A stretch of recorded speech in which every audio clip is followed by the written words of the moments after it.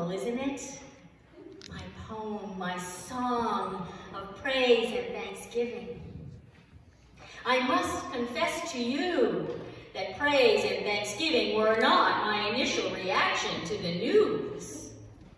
You've heard only part of the story.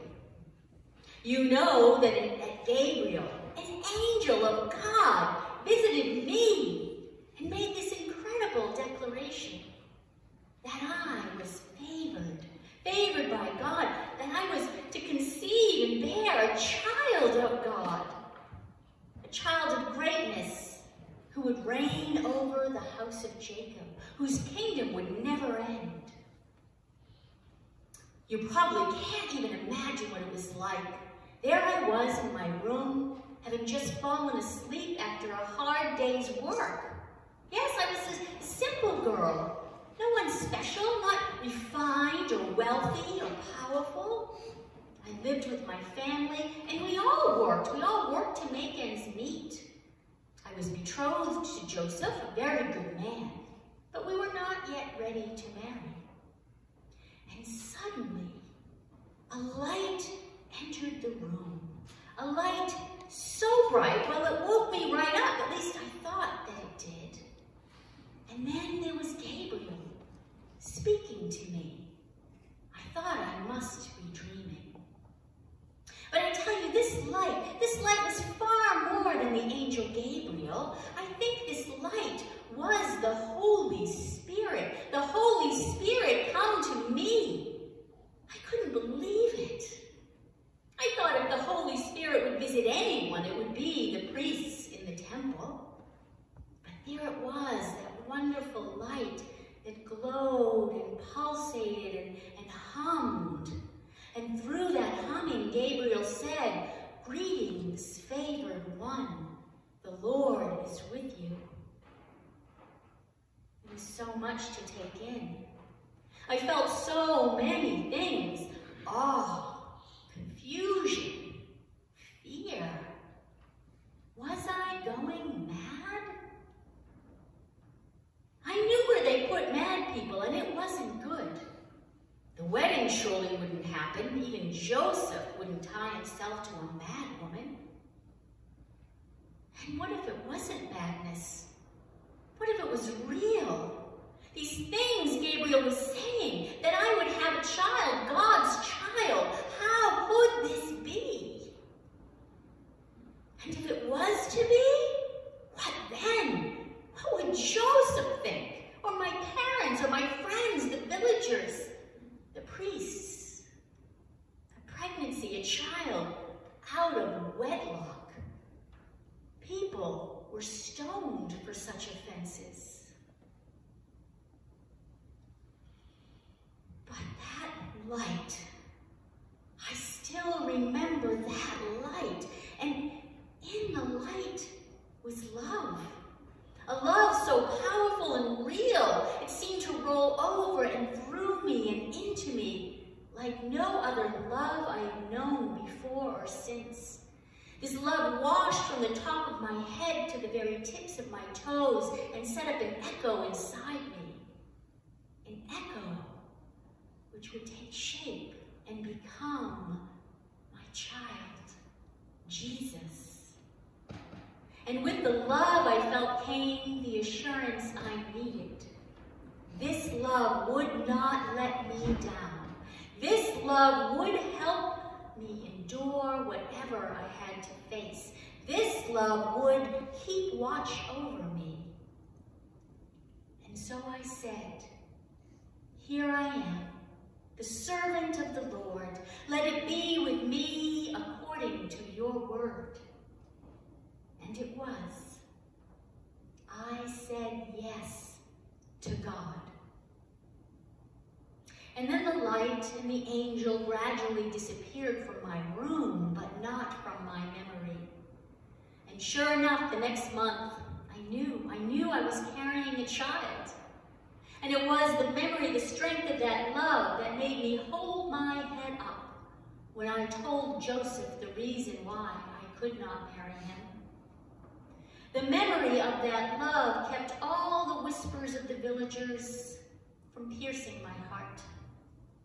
The memory of the wash of love sustained me as I told my parents. They were so ashamed that they bundled me off to see my cousin, Elizabeth, who miraculously was going to have a child as well, a child of her old age. The light of that love strengthened me as I journeyed to Elizabeth. Elizabeth, so dear to me. We'd had a special connection despite the age difference. She'd indulged me with love and attention since my birth. We were not only blood relatives, we were connected in a deeper way. She was my guide in the faith. I could feel her husband, Zechariah, was a priest, but it was in her that I truly felt the presence of God. She was the one I could talk to about my hopes and dreams and my questions and even my visions. Elizabeth had that same strong sense of God's presence with her every day, just like I had. And being with her always lifted my heart. And as I traveled to her, I began to see that the connection with the wave of love of the Holy Spirit and the love that flowed between me and Elizabeth were the same love. And my heart shifted even more out of fear and into gratitude. And while I anticipated a warm and loving welcome from her, I could not have imagined the welcome I received. Her words of blessing, blessing for my child, and blessing for me for my belief that God's word could be and would be fulfilled through me. I was overcome, and the words of my song just tumbled out. Not my doing, but the Lord's. I could only magnify God's work. I could see that this work being done through me would change everything. And now it made sense. Now it made sense that this work was being done not through someone refined and wealthy and powerful, but through someone simple and powerless, someone like me. For we are the ones that will be lifted up in the new reign of God. We are the ones to be filled with good things. And it's not just souls that God wants to save, but real people. God fills the hungry not only with hope, but with real food. God does not want to simply comfort the lowly. God wants to lift us up, grant us dignity and honor, provide us with a seat at the table and a voice in the conversation. And at the same time, God shows the strength of his arm by disrupting the world's power structures, dethroning the rulers, and humbling the mighty. Now I am aware that my beautiful song of thanks may not seem so beautiful to those dethroned rulers and those humbled mighty, but truly they are meant to be. Because I know that the saving work of God includes everyone, everyone, everyone. When I say that the rich would be sent away empty, that is just a step in salvation. Just like a cup full of bad wine must be emptied before it can be filled with new wine, so the ways of exploitation and corruption and greed and fear, these things must be emptied to make room for God's saving grace. My song is not a song of reversal, where the low come up and the upper go down, but it is a song to the value of everyone that is equal and powerful, equal in the eyes of God, not overturning, but encompassing all. When God empties the rich of their excess and fills the hungry with good things, then this world better reflects what God intends for it. The rich and the powerful are stripped of their arrogance, are taught to love their neighbors as they love themselves. When the arrogant are scattered and the powerful brought down, well, that just opens up access to all the world's resources in a broad way, so that no individual or no group of individuals has too much and others have too little. In God's kingdom, every person is treated with dignity and respect, and no one uses their power to harm. That is what God's realm looks like. And this is what my son came to do. And he did it through the power of love. He came to love the whole world with a love that makes creation whole. And of course, there has to be judgment with it. How else would we be able to recognize the fear, the pride that blocks us from truly seeing God, listening to God, seeing our neighbor, listening to our neighbor? How else besides judgment would we come to question our distorted worldview? A view that can fill us with shame, a view that can convince us that no one, not even God, could really love us. And even though I understood this deeply, that the work being done through me and my son, I knew it was important, but I did not know exactly what would follow. And still, I believe that had I known, still I would have sung this song of praise and joy and thanks again, even with everything that did follow, even with all the worry and pain it caused me to raise this child. At his infant presentation, and he was just 8 days old, and the old prophet Simeon told me that a sword would pierce my soul. Oh, how right he was.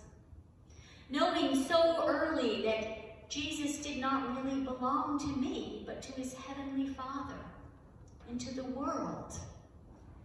It caused me grief. I felt the loss of a child. And then the way he minimized his connection to me, I remember that time I took my other children to find him, and I heard him say, "Who is my mother? Who are my brothers? Those that follow the will of God are my family." I understood the point he was making, but still it hurt. It hurt. But that hurt was nothing compared to seeing him arrested and tortured and crucified. I didn't know if I would survive it. But what got me through? The memory of that light, of the Holy Spirit, the washing of that love over me came to me again. Those waves of love. And I knew that that light and love was more true and more powerful than even the horror I was witnessing. And so maybe I was not as shocked as some of the others were when he returned, because I knew the power of that love. But I've gotten way ahead of myself. I was still visiting Elizabeth, and it was the memory of that love that enabled me to go back to my village after a period of respite with Elizabeth and Zechariah. And when I went back, I was able to look people in the eye because I knew I had done no wrong. And still I was lonely. I missed Joseph. I missed the easy laughter between my mother and father. I missed my girlhood friends who were no longer allowed to associate with me. The memory of the angels still shone in my mind, but I needed people in my village. And then one day Joseph came to see me. My parents didn't want to let him in, but he was stubborn. He said he must see me, and he would not take no for an answer. And he came to me and he said, "Mary, I too have had a visit from an angel. And I know what is going on. We need to get married, and soon." And so we did.